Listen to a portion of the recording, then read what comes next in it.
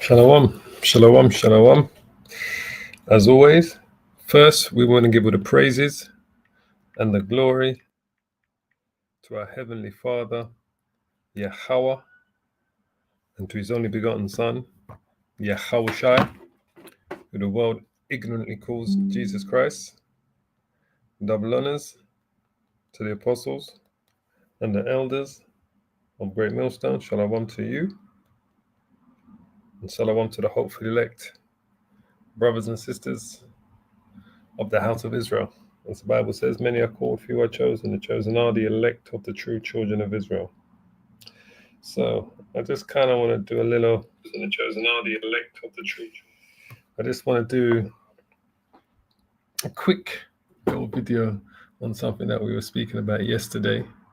And I kind of figured, let me just kind of touch on it, because I only spoke about it for a short while yesterday, but I kind of want to touch on it a bit more today. Because I know probably, you probably may have a few people saying, when I spoke about the Spartans and the Israelites being the same people, that they are brothers, basically, as such. So I'm going to play a little bit from the live that we did yesterday, a camp video that I did yesterday with Brother Rakar. And then we're going to speak on what it is I was commenting on, because I made a comment on things regarding the Spartans and the Israelites, and how we know that they are related, basically, according to scripture and according to history. So let me just play what we spoke on, and then we're going to do a little deep dive into the scriptures. All right. So you see that everywhere they go, they went to the Americas, the Europeans, and they named it America, under Vespucci Americana, and they call themselves Americans. They assume these identities. So even though we're referring to them as the Greeks, is because they conquered the land of the actual Greeks, the sons of Javan, and called themselves Greeks. This is what Alexander the Great did. This is what his dad, Philip the Macedonian, did, because they come from Eastern Europe. Macedonia is next door to Greece, but it's considered Eastern Europe. That's why he's known as Philip the Macedonian. He is the father of Alexander the Great. They are Macedonians. They're from Eastern Europe, and so does his generals. They all come from Eastern Europe. They're Edomites that took on the customs of the actual Greeks because they conquered their lands. Like Croatia and those areas there. Croatia. Well, yeah, because Croatia is over those sides as well, basically. But it was mainly what we know today as Greece, because Greece was kind of split into five. You had the Spartans. The Spartans were Israelites that were calling themselves Spartans back then, basically. You had the Athenians were the sons and daughters of Javan. The Athenians were. The Spartans were Israelites that lived amongst the people of Japhet that lived out there, and they called themselves Spartans. Those were Israelites. But you had the Athenians, because I think you had like 5 kings of 5 different kingdoms out before Greece became one and known as Greece, basically, as such. But this is what they did. They called themselves Greeks, even though they are not the original Greeks that lived out there.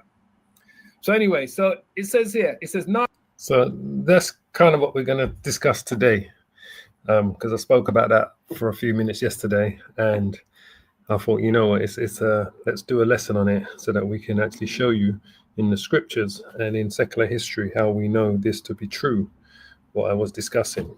So the first thing I want to just show you that regarding the 5 city-states of Greece that was out there. It was 5 or 4. But let me just share. Hold on. Let me just share this tab here. So one of the points I made was to do with this around that same time, right? So we'll just quickly read a little bit of this. In 500 BC, Greece was not a unified kingdom, and that's the point I was making in yesterday's edification. It was not a unified kingdom, but rather a collection of independent city-states, policies, they call it, policies, and smaller kingdoms. While some areas were under the control of larger powers like Persia, the core of Greece consisted of autonomous, that's probably the word I was looking for, autonomous entities with their own governments and cultures. Prominent examples included Athens, those are the Athenians, Sparta, Spartans, Corinth, Corinthians, hence one of the places Paul went to, and Athens as well, and Thebes. All right. So these were the four main autonomous kingdoms that made up the majority of Greece, each with its own political system and sphere of influence. Macedonia was also emerging as a kingdom to the north, as I said, because Macedonia borders Greece, right? And that's where Alexander the Great comes from, Macedonia. His father was known as Philip, the King of Macedonia. So Macedonia also emerging as a kingdom to the north, though it was not yet the dominant power it would later become.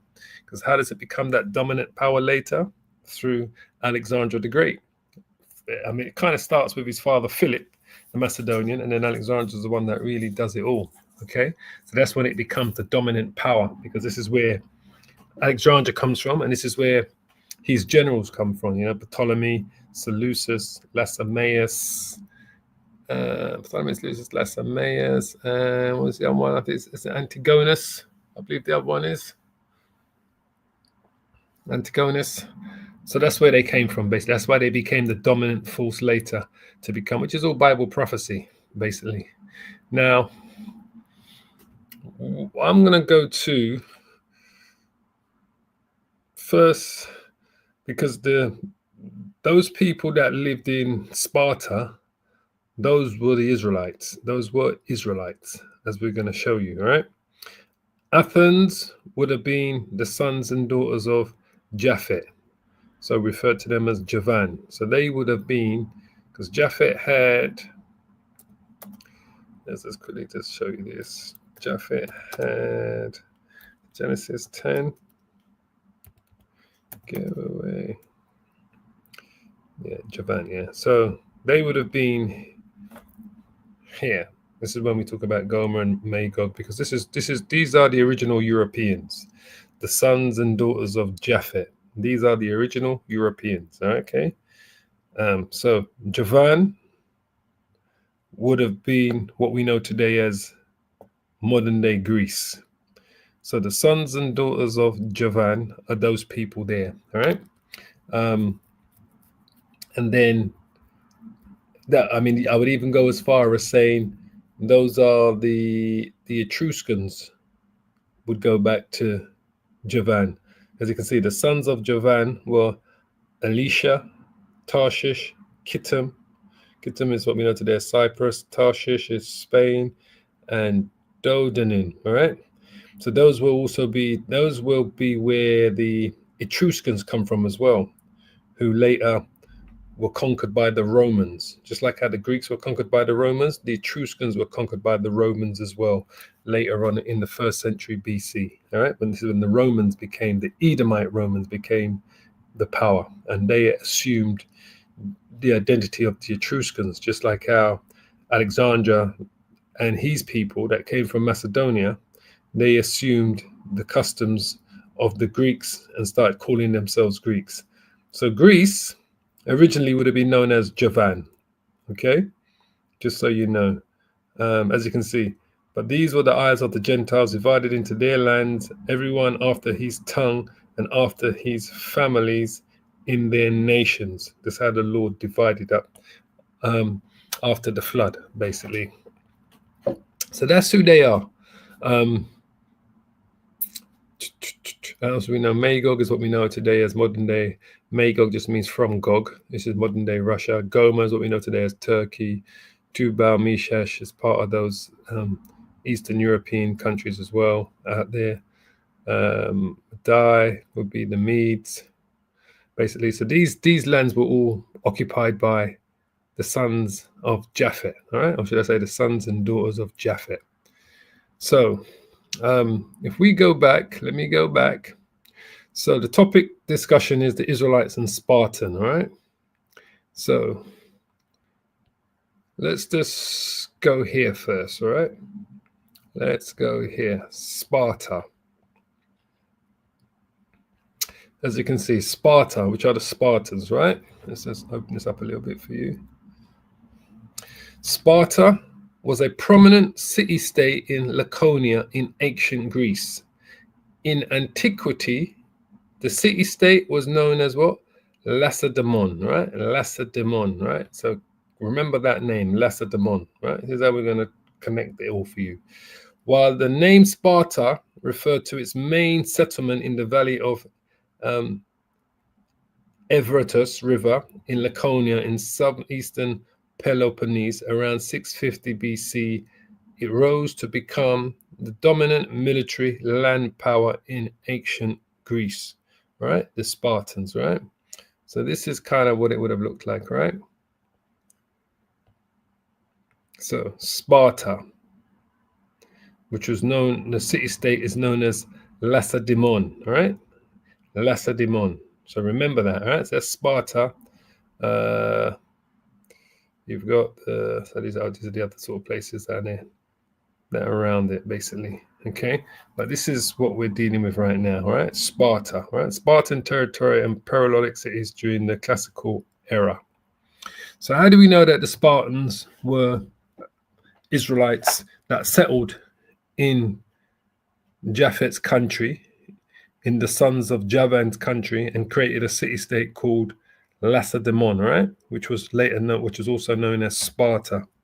So how do we know that? Lacedaemon, right, was the anonymous king of Lacedaemon in classical Greek mythology, right? So let's go to, we're going to go to the book of Maccabees, chapter 12. First Maccabees, chapter 12. We'll start from the top and then we're going to jump down to around verse 19 and 20, right? So it says here, this is First Maccabees chapter 12, verse 1. It says, now when Jonathan, which was the high priest, I believe, saw that time served him, he chose certain men and sent them to Rome. So at this time, Rome, these are the Etruscans. These are not the Edomites that later on became to rule Rome under the Julius Caesar, Augustus, Tiberius. What's the other ones? You've got Tiberius, Caligula, Claudius, Nero. Then you got the year of the four emperors. You've got Otho, Galba, Vitellius, and Vespasian. And then you got Domitian and Titus, all right? Or Titus, then Domitian, all right? So we're not talking under that time there when Julius Caesar became the emperor, and then all of the emperors were called themselves Caesar after him. So you went from Augustus to Tiberius and to the rest of that I just named, basically. We're not talking about that Rome. This Rome was ruled by the Etruscans, all right? Now, the Etruscans were like they are what they refer to as an ancient civilization, right? But the Etruscans, they inhabited ancient Italy, all right? That's where they were the original inhabitants of ancient Italy, what we know as Italy today. And ancient lands had been conquered, and its territory covered the greatest extent, roughly from Tuscany to western Umbria, which we know today as like northern Lazio, as well as all the way down to the port valleys, down to southern eastern Lombardy and, those places till you get down to Sicily, kind of, all right? And then, the earliest evidence of the culture that is identifiable for the Etruscan dates around 900 BC. So that's the period of the Iron Age, around that time. And the territory extent of the Etruscan civilization reached its maximum around 500 BC, all right? Because the Etruscans are the sons and daughters of Japhet as well, just so you know. So that's shortly after the Roman kingdom became the Roman Republic, all right? So this Rome here are the Etruscans. So he says there, for to confirm and renew the friendship that they had with them. All right. So this is not talking about the Edomites that controlled Rome. This is talking about the sons and daughters of Japhet that were the original inhabitants of Italy. So he says here, he sent letters also to who? To the Lacedemonians. So who are the Lacedemonians? The Spartans, right? As I showed you earlier, the Lacedemonians are the Spartans.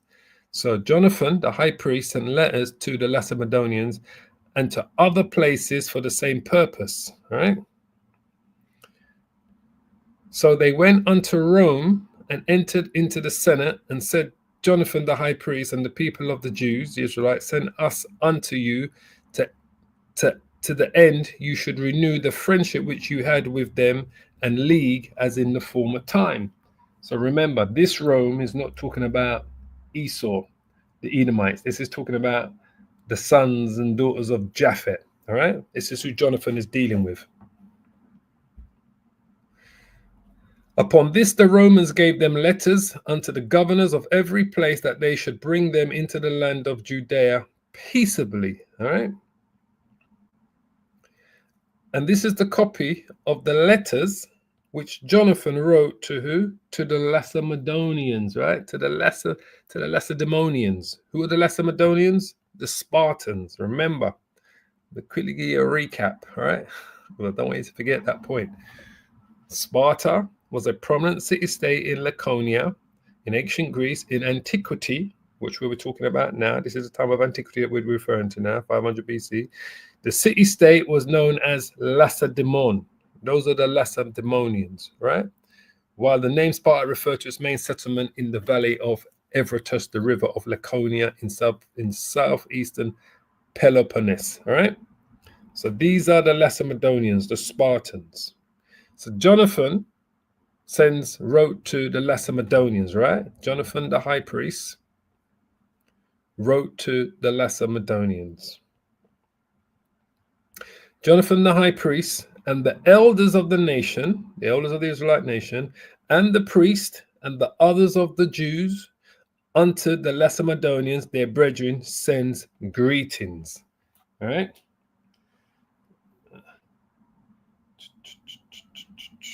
So let's just jump down to.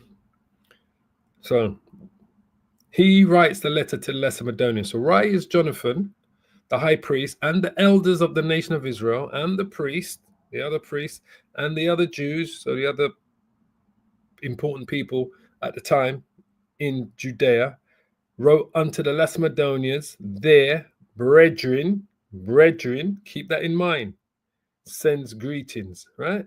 Their brethren, which means their kindred, sends greetings, all right?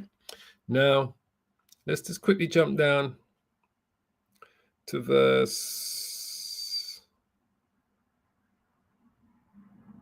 around verse 19, probably. Let me see. Yeah, verse 19. So let's go into the letter, right? First Maccabees chapter 12, verse 19. Now, and this is the copy of the letters which Onirus sent, all right? Arius, king of the Lacedemonians, king of the Spartans, right? Because they're the Lacedemonians and Spartans, to Onias, the high priest, greetings, all right? It is found in writings that the Lacedemonians and the Jews are brethren, and they are the stock of Abraham, right? So they've obviously been living in that part of what we know today as Greece for some time, right?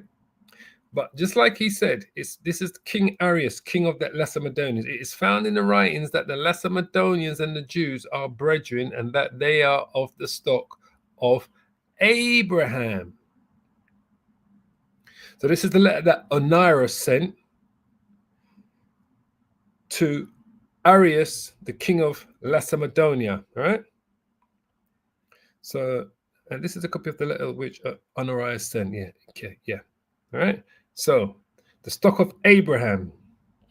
Now, therefore, since this is come to our knowledge, ye shall do well to write unto us your prosperity. So it's come to knowledge that they are brethren and of the stock of Abraham. So this is why they're reaching out to them at this time. All right. Now we're gonna go. Hold on. Where did I want to go to? So let's share this screen here. So I was kind of looking this up as well to see what Google had to say about this. So this is what came back, right? King Arius the First was a Lacedemonian Spartan king who reigned from 309 to 265 BC. He is known for an alliance he formed with the, shouldn't say Jewish, I should say Israelite, but they didn't call themselves Jewish, with the Israelite people as recorded in the book of Maccabees and by Josephus. This alliance was based on a claim of shared ancestry, right? With both Jews and Spartans believed to be descended from Abraham. And that line is Abraham, Isaac, Jacob. All right? That's the line. So what we just read here, so they're showing you here, a letter purportedly from Arius, so it was from Arius to the Israelite high priest Onias, is recorded in First Maccabees, which we just read, and by Josephus. This letter asserts a kingship, bloodline, kingship, kindred, bloodline between the two peoples, claiming both are descended from Abraham. All right. So that's not just them descending from Abraham, that's a particular line, because the Israelite knows that the only people they can refer to as their kindred are those that come from Abraham, Isaac, and Jacob, from the 12 tribes. So they know for a fact that these Spartans were the descendants of Abraham, Isaac, and Jacob, living up in that part of Greece for however many years, decades before they reassociated themselves back with the nation of Israel, their kindred in Jerusalem. Okay, so this was common knowledge. They knew this. This was written in their archives, that those people in Judea were their brothers by kindred, and that can only be if they went back to Abraham, Isaac, and Jacob. Now we're gonna go to First Maccabees chapter 14, and we're going to go down here. I'm going to read a bit here. Right, First Maccabees chapter 14, verse 14. All right, I'm going to read a few verses down. It says, "Moreover, he strengthened all those of his people that were brought low. The law he searched out, and every contemptor of the law and wicked person he took away." Now, I believe this is talking about what's either Simon or what Jonathan did. All right. He beautified the sanctuary, the high priest, and multiplied vessels of the temple. Now, when it was heard at Rome, remember, this is not Edomite Rome. This is the Rome of the sons and daughters of Japhet, the Etruscans. This is Rome that was originally established by the Etruscans, right? Now, when it was heard at Rome and as far as Sparta, right, that Jonathan was dead, they were very sorry, right? When they heard the news that Jonathan, the high priest, was dead, they were very sorry, because they was even close to the sons and daughters of Japhet. The Israelites weren't at war with the sons and daughters of Japhet, with the Etruscans. They was always at war with different factions of the Edomites more than anything. And if not the Edomites, it would have been the Hamites, if I'm honest with you. But more so the Edomites. Very rarely, if any, were they at war with the sons and daughters of Japhet. Anyway, stick to the point. Let's not digress. But as soon as they heard that his brother Simon was made high priest in his stead and ruled the country and the cities therein, they wrote unto him in tables of brass to do what? To renew the friendship and league which they had made with Judas and Jonathan, his brethren, right? Which writings were read before the congregation at Jerusalem. And this is the copy of the letters that the Lacedemonians, which are the Spartans, once again, to keep remind you, sent the rulers of Lacedemonians with the city unto Simon the high priest and the elders and priests and the residue of the people of the Jews, our brethren, kinsmen, right? Because when it says our brethren, hold on.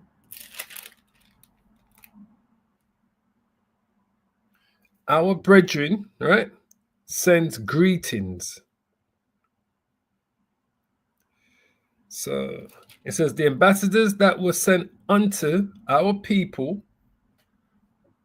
certified us of your glory and honor, wherefore we were glad of their coming. Hold on.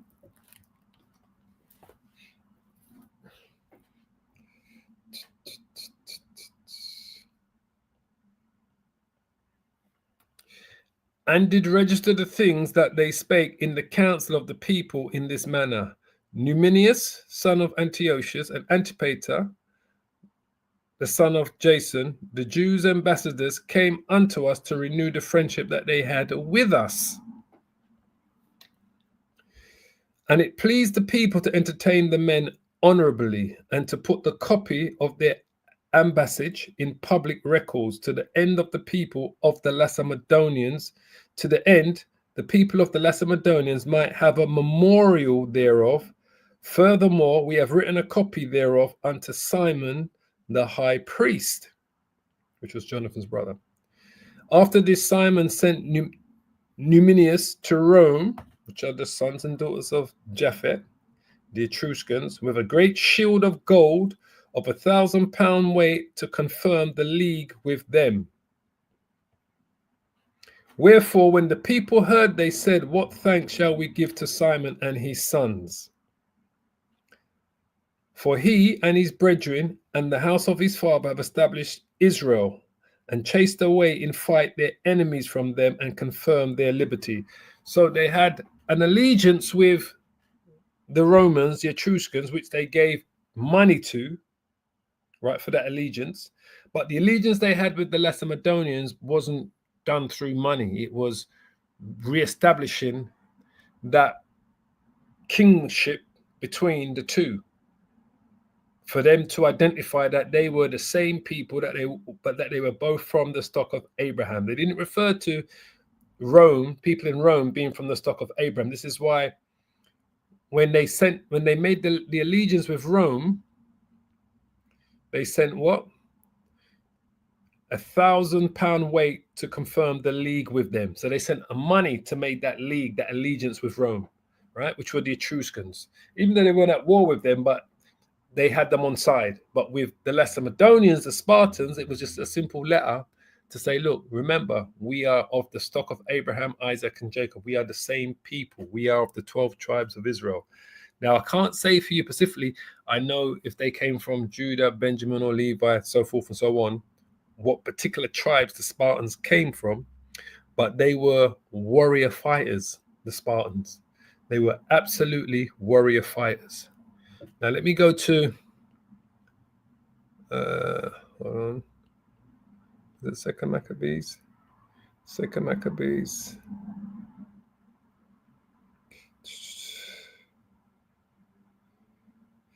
No, okay, no, that's fine. Let's go to, so they was reestablishing that allegiance with them. So in these are, I want to show you some images. All right, so I didn't want to spend too long on this. These are images. I hope you can see them. All right, these are images of the Spartans. As we always tell you, these are people of color. And this is where the Israelites get that Greek custom from having long hair. You know, like what you see people like Al-Azhar do. Al-Azhar has that long hair, or you'll see those guys at IUIC, and they've got those dreadlocks and they're long. It all comes from this Greek custom, because the Spartans themselves, which were Israelites, would have taken on Greek customs while they was living in that part of the land amongst the Etruscans, because the rest of the Greeks that surrounded them, like the actual Greeks, the Athenians, the Corinthians and Thebes, they were the sons of daughters of Javan. So they took on a lot of their cultures and customs as well, the Spartans. That's why the Spartans had long hair. So we see that. This is why when we talk about, that's why when Paul, I think it was to Corinth when he wrote, "It's a shame for a man to have long hair." These customs come directly from the Etruscans, who were the original Greeks, basically. Now, what you're looking at there is an image of, they say Hercules and Geron, all right? It's an Attic black figure and fora with a thick layer of transparent gloss. As you can see, these are people, the sons and daughters of Javan. The Spartans were all people of color. Now, I'm going to show you. These are the Athenian, right? You can see it's the color is faded off of them, all right? But what they did, what the Etruscans did as well, for you to identify the men from the women, they painted their women pale, because the men carried themselves like their heads, their hair, just like the women. They had long hair. So when they did their art, for you to know the difference, this is what they did, all right? Now, these are images of Spartans you see here on this one here. These are all people of color, so-called black people, Negroes, whatever you want to call them, right? These are Negroes, people of color, the Spartans. Just like how the Etruscans were a nation of people of color, all right? So-called black people, but just a different nation. There's another image you see on this vase here. Now, these are the original vase and images. These ain't no replicas that you're looking at. These are the original things that Esau's got stuck up in his museums. All right. This is another image, depicts a pottery. This is a Corinthian. So this would have been an Etruscan. This would have been a sons or daughters of Japhet that you're looking at here. Corinth. So these are more. So this is another vase here. So this is Hercules with Pholus and other centurions. These are all people of color. Can you see? On the horses, these are Corinthians. So these would have been Japhet, sons and daughters of Japhet. All right? Tiberius painter. This is in the Louvre Museum. Can you see? This is what they did. They painted their women looking pale. So you could tell the difference between the women and the men, because they both had that custom of long hair. It was a custom that they just had, that the Greeks had, that the Etruscans had. This is how we know that we know for the 100% certainty that the descendants of the sons and daughters of Japhet, the Etruscans, right, and the other nations that came out of Japhet are those what you call like those Hawaiian, Minoan people, Samoan people that are out there in all those islands. Can you see this? It's another one. This is one again. This is Nisos, Hercules stabbing Nisos. So this is meant to be Hercules, which would be a Greek. Yeah. But all of these images that you see are people of color. It's another one here. Perseus.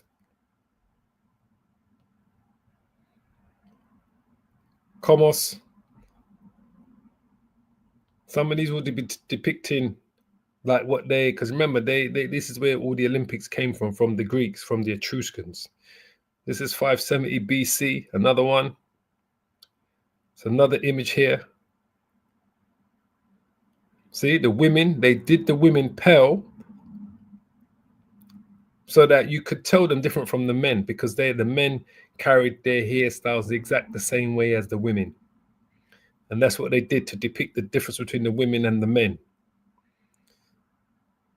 So another one, boxers on a double decker. So these are boxers on a double decker Sienna Cup. And remember, they did their sports naked, all right? The Greeks, it was a thing, a custom that everything they did, they were naked, as you can see. Once again, you see the man and the woman.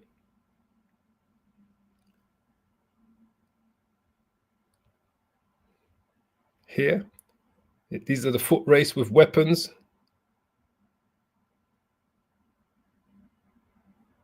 Amphoria, Achilles. So this is meant to be an image of Achilles, even though Achilles is not a real person. These were stories that they wrote back then. Today we have Hollywood.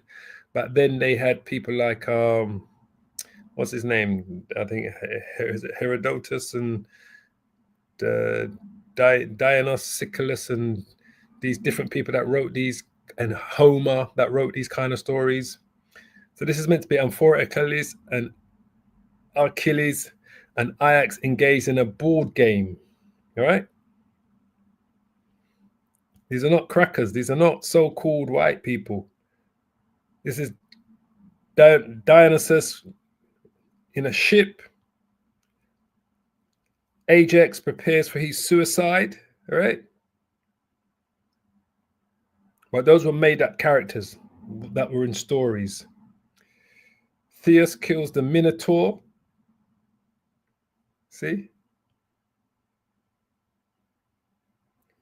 So this is a band cut by an unknown artist showing fighters. So those fighters are Spartans. And I'm going to show that to you. I'm going to show you a couple with the Spartans so you can see for yourself. But basically what I'm trying to show you here, that these are all people of color. These were not so-called Edomites that frequented these places. This is Hercules and Athena, black figure side by side of a belly amphora. I mean, look, you can see, look, they even showing you that now they haven't got their helmets on. They're curly afros. That's Hercules and Athena.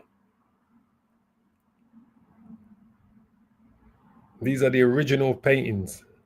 And this is the only one I came across that I saw that this man was painted with kind of like a paler skin. And I said before that, you know, we are different shades of brown. Black is a color, not a nationality, all right? We are from a very light brown to a dark brown. Look at that. This must be an Olympic game painted on a Panathentic prize, amphora. It's the woman. Horseman with scrolling, tendering, growing his head. And you can tell the Greeks different from the Spartans, because the Spartans all had beards. Whereas the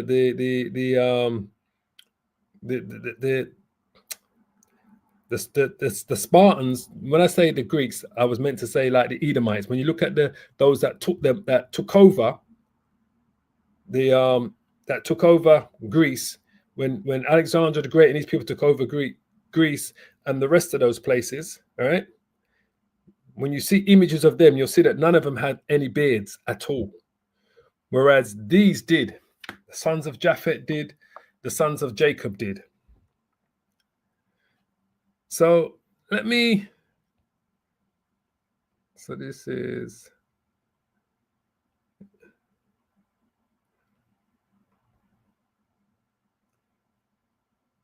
see this? This is the image of the Spartans. Like I said, they took on customs of the Greeks. This is why you see they're naked there. So that must be some sort of sport that they're fighting in there, basically. So when we go back to, where is it? Hold on.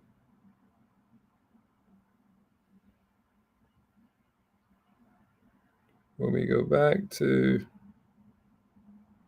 First Maccabees, So when we go back to First Maccabees, and it speaks about the Lacedemonians, it is found in the writings that the Lacedemonians and Jews are brethren, is because they are. That they are of the same stock of Abraham, Isaac, and Jacob.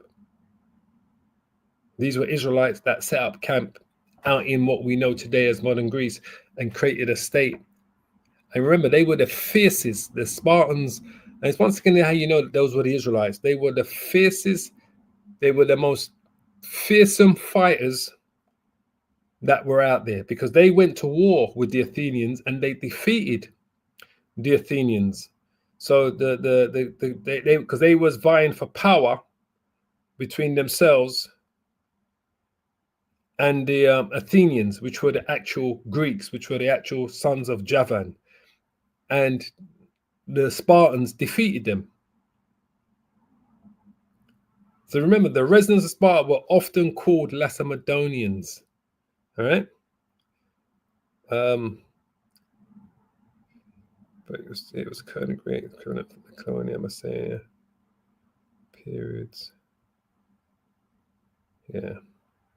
I mean, I just kind of want to just kind of bring that up. I don't really need to go in any more deeper into this. I don't really want this to be a long lesson.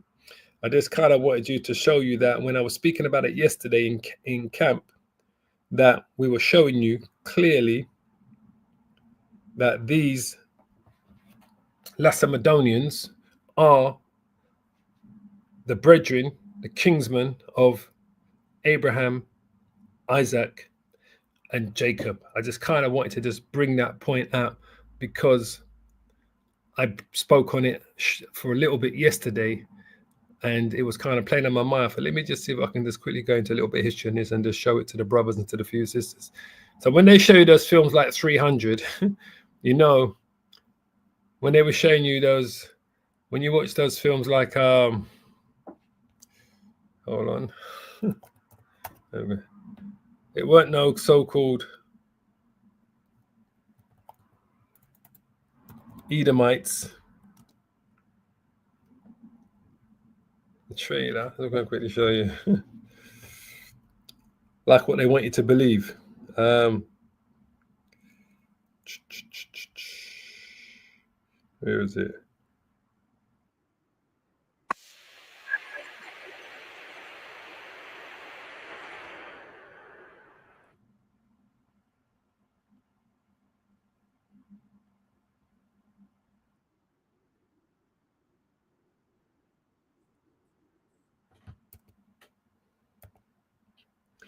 And when they were showing you this,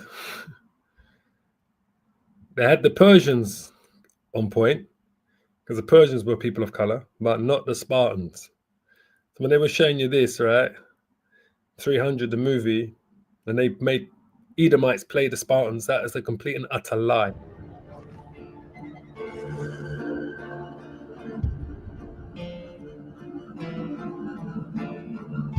Spartans! Tonight we dine in hell! Be afraid! Sparta will burn to the ground! This is blasphemy! This is madness! Madness. This is Sparta!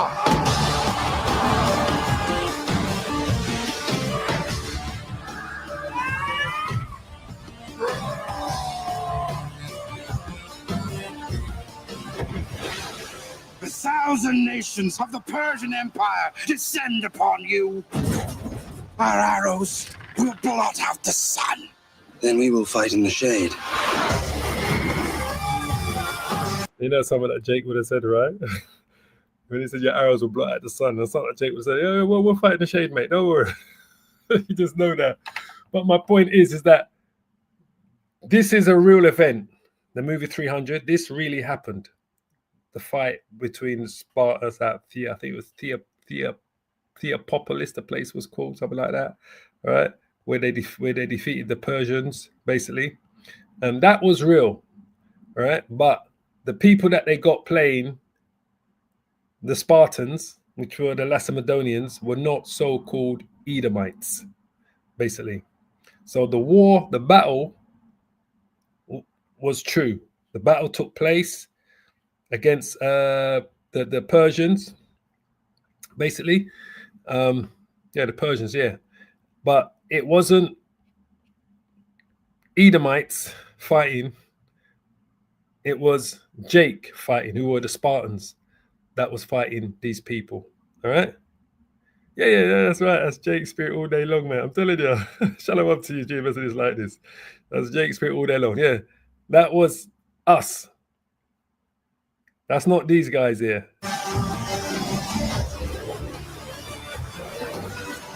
This is where we fight! This is where they die! Yeah, so that was us. 300, that was us. That wasn't no Edomites fighting that in any form or shape. Those were Israelites that were calling themselves Spartans, Lacedemonians, that had set up camp, built a city up there, was living up there for many decades before they reunited with their brothers back in Judea. And that happened through Jonathan and Simon, the high priest, basically. But that war there that they're trying to encapsulate, you know, the 300, trying to make you believe that it was crackers. It's not no crackers. That battle of, I think it's called Theopolopi or Thermopylae, something like that, where they took on. It was led by even the king Leonidas was the king of Sparta at the time, and they fought against the Persian army. Basically, that battle of Thermopylae was true. That's real. 300. That's real. That's a real event that took place around 450 BC, 460 BC, around that sort of time, basically.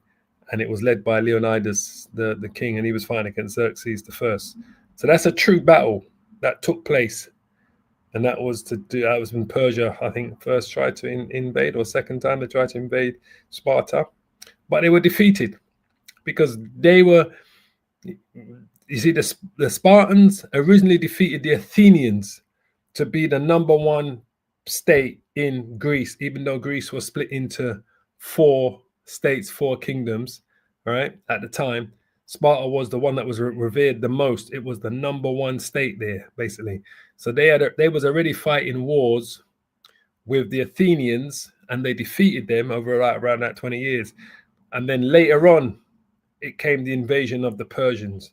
And that war shame with the 300 is a real war, really happened, everything, except it's not, they weren't the people. It weren't the crackers. They were not fighting it. Yeah, that's what it was called. Yeah. The Battle of Thermopylae, yeah, was part of the second, Greco-Persian War. Yeah. That's what, because I think the first one might have been with Darius that they fought, basically. But yeah, that's a fact kind of thing, you know? So, yeah. So anyway, I'm going to leave it there. I kind of wanted to just bring it out because I spoke about it yesterday at camp that I did with Brother Rakai yesterday. We was doing camp indoors yesterday. But I just kind of wanted to just cement that point in there. Didn't want to mention certain things and just leave you guys hanging. I just thought I'd bring that information out. So I pray you're edified, as always. Give it the praises and the glory to the Heavenly Father, Yahweh, and to his only begotten Son, Yahweh Shai. Double honors to our apostles, and to the elders of Great Millstone. Shalom to you, and shalom to the hopefully elect brothers and sisters of the house of Israel. As the Bible says, many are called, few are chosen, the chosen are the elect. That's like that 300 were the elect of the Lord. And you know, it reminds me of the war with Gideon. If you remember, when the Lord said to Gideon that Gideon was bringing a whole army of men to fight. Who was Gideon fighting? He was fighting the Midianites.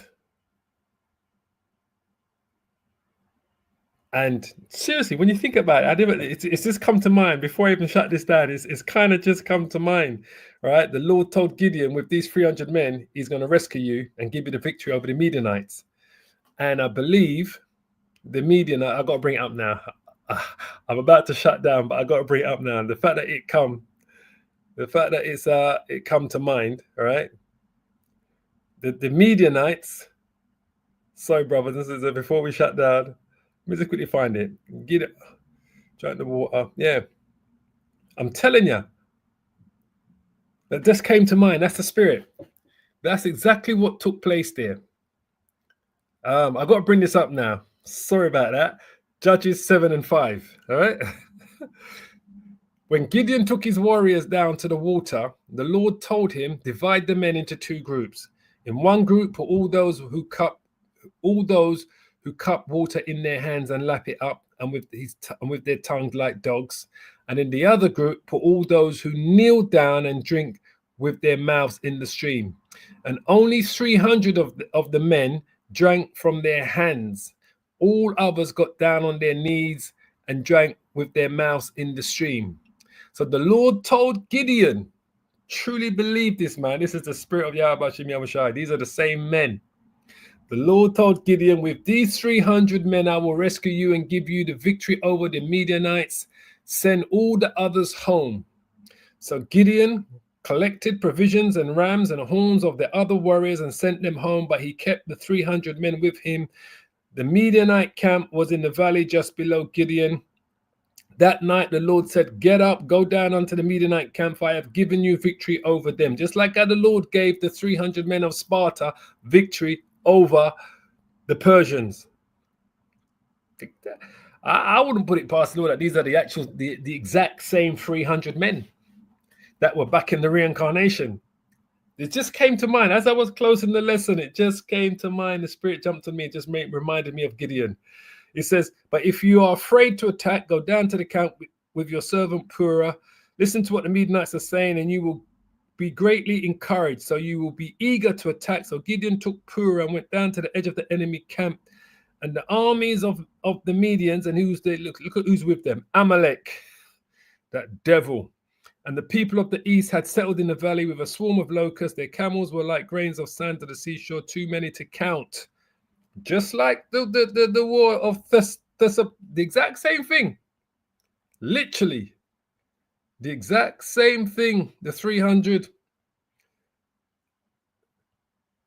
The exact same thing here. The Battle of Thermopylae in 480 BC. Because this thing with Gideon is taking place probably about... Gideon is after... These are the judges. So the judges are before King David's. So this is probably about 700 years prior to this war here, because the judges are before David and Saul. So Gideon was one of the judges, all right? So the same thing. So it says, Gideon crept up as a man and was telling his companion about the dream. The man said, I had this dream, and in my dream of loaf of barley bread came tumbling down in the Midianite camp. It hit a tent, turned it over, and knocked it flat. So his companion answered, your dream can mean only one thing. God has given Gideon, the son of Joash, the Israelite, victory over the Medians and all its allies. The same thing how the Lord gave the Spartans, the 300 men of Spartan, victory over the Persians. So when Gideon heard the dream and its interpretation, he bowed in worship before the Most High, Yahweh. Then he returned to the Israelite camp and shouted, get up, for the Lord Yahweh has given you victory over the Midianite hordes. He divided the 300 men into 3 groups and gave each man a ram's horn and a clay jar with a torch in it. And then it goes down to basically to the foot. And then it says there, verse 22, when the 300 Israelites blew their ram's horns, the Lord caused the warriors in the camp to fight against each other with their swords. Those who were not killed fled to places as far away as Beth Shitta near Zerah and to the border of Abel Mahola near Tabbath. Right? Then Gideon sent for the warriors of Naphtali, Asher, and Manasseh. This is what I'm telling you. Those Spartans, as the 300, they were Israelites. They were warriors, the Spartans, who joined in chasing the army of Midian. And then Gideon sent messages throughout the hills of the country of Ephraim, saying, come down to attack the Midianites, cut them off at the shallow crossing of the Jordan River of Beth Barah. So all the men of Ephraim did as they were told. They captured Oreb and Zeb, the 2 Midianite commanders, killing Oreb at the rock of Oreb and Zeb at the winepress of Zeb, and they continued to chase the Midianites. Afterwards, the Israelites brought the heads of Oreb and Zeb to Gideon, who was by the river Jordan. Truly, this is what it reminds me of. That's the only thing I can think. It reminds me of that. Same men, truly could truly. That's the spirit, boy. Same men, got to be the same men came back in the reincarnation. The same 300 men that the Lord that took down the Persians. Got to be the same 300. That's all I can say. It's got to be the same 300 men. All praises, man. All praises. So anyway, I'm going to leave it there. I just had to bring it up, man, because the spirit just jumped on me it just came to mind. So I had to bring it up to show you that they are probably the same 300 men that came back in the reincarnation that fought and defeated the Persians at the Battle of Thermopylae in 480 BC, which would have been roughly 700 years later. Roughly. I'm just, 10, 20 years here or there. But roughly, because Gideon, the judges is before King David, before King Saul. All right? Trust me. Yeah, the brother said, yeah, he was meditating on that. That's the spirit, truly. Because it hit me right at the end of the lesson. Right at the end of the lesson, it hit me. Thinking of the 300 Gideon. It was 300 men that Gideon had. Truly got to be the same men. Came back in the reincarnation. Truly. Because I know that's how the Lord does things. Is whether or not we can connect the dots in the spirit. Anyway, Tawada, brothers, for those precepts. As always, we're definitely gonna call it a day now here. As always, all praises and glory to the Heavenly Father, Yahweh, to His only begotten Son, Yahweh Shai. Double honors to the apostles and to the elders of Great Millstone. Shalom to you. Shalom to the hopefully late brothers and sisters of the house of Israel. I'm glad I got that out. As I always say, keep praying, keep safe, repent, and hold on to this truth, man. Shalom, shalom, shalom. All praises, family. All praises.